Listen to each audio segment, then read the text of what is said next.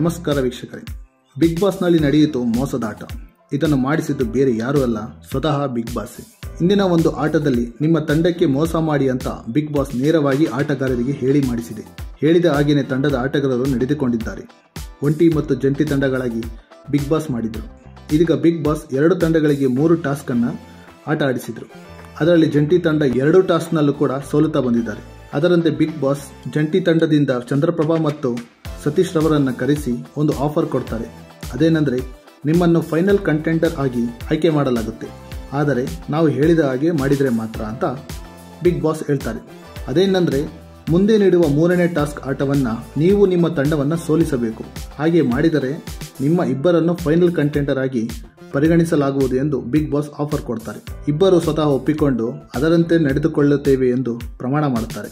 ಟಾಸ್ಕ್ನ ಆಟ ಹೇಗಿರುತ್ತೆ ಅಂದರೆ, 2 ತಂಡದವರ ಕೈಗೆ ಬೀಗ ಹಾಕಲಾಗುತ್ತೆ. 2 ತಂಡದಿಂದ ಒಬ್ಬೊಬ್ಬರು ಸ್ವಿಮ್ಮಿಂಗ್ ಪೂಲ್ಗೆ ಇಳಿದು ನೀರಿನಿಂದ ಕೀಚೀಲವನ್ನು ತೆಗೆದು ನಂತರ ಒಬ್ಬೊಬ್ಬರ ಬೀಗವನ್ನು ತೆಗೆಯಬೇಕು. ಅದರಂತೆ ಚಂದ್ರಪ್ರಭಾ ಮತ್ತು ಸತೀಶ್ ಅವರು ಗೇಮ್ ಸ್ಟ್ರಾಟಜಿ ಥರ ಆಡುತ್ತಾ ಬಿಗ್ ಬಾಸ್ ಹೇಳಿದ ಮಾತನ್ನು ಮನದಲ್ಲಿ ಇಟ್ಟುಕೊಂಡು ಮೋಸ ಆಟ ಆಡಲು ಪ್ರಯತ್ನಿಸುತ್ತಾರೆ. ಈ ಇಬ್ಬರಿಗೆ ಕೊಟ್ಟಂಥ ಆಫರ್ ತುಂಬಾ ಚೆನ್ನಾಗಿದೆ. ಆದರೆ ತಮಗೆ ಆಫರ್ ಸಿಗುತ್ತೆ ಅನ್ನೋ ಒಂದು ಖುಷಿಗೆ ತಮ್ಮ ತಂಡವನ್ನು ಸೋಲಿಸುವುದು ಎಷ್ಟು ಸರಿ ಅನ್ನೋದು ಇಲ್ಲಿ ಚರ್ಚೆ ಮಾಡುವ ವಿಷಯ. ಇದು ಒಂದೇ ರೀತಿ ಸ್ವಾರ್ಥವಾದರೆ ಬಿಗ್ ಬಾಸ್ ಬೇರೆಯೇ ಗೇಮ್ ಪ್ಲಾನ್ ಮಾಡಿರುತ್ತಾರೆ ಅನ್ನೋದು ನೆಟ್ಟಿಗರ ವಾದ. ಅದೇನೆಂದು ಟಾಸ್ಕ್ ಮುಗಿದ ಮೇಲೆ ತಿಳಿಯಬೇಕಿದೆ. ಒಟ್ಟಿನಲ್ಲಿ ಚಂದ್ರಪ್ರಭಾ ಮತ್ತು ಸುರೇಶ್ ಮಾಡಿದ್ದು ಸರಿನಾ ಅಥವಾ ತಪ್ಪಾ ಎಂದು ನಮ್ಮ ಕಮೆಂಟ್ ಬಾಕ್ಸ್ನಲ್ಲಿ ಹಾಕಿ.